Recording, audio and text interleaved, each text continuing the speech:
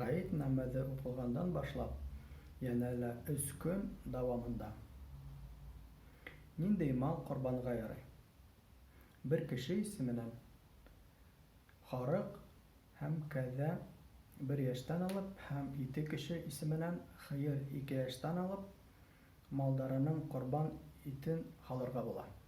Бұл малдар сатан, хукыр, ябык һәм башка бер авырулар булмаска тиеш. Корбан ите нисә өлешкә бүленә?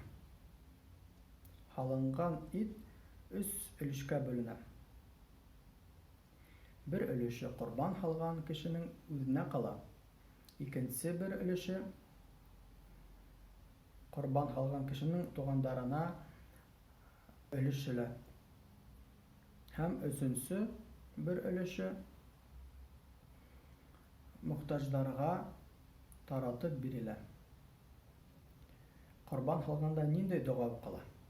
Бисмиллахи Аллаху акбар.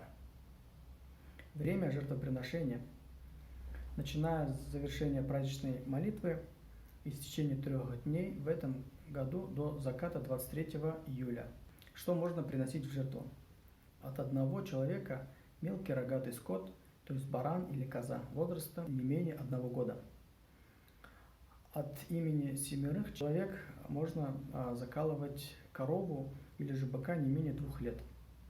Жертвенное животное должно быть здоровым, упитанным и не иметь физических увечий, как хромоту, слепоту или же других видимых недостатков. Как делить жертвенное мясо?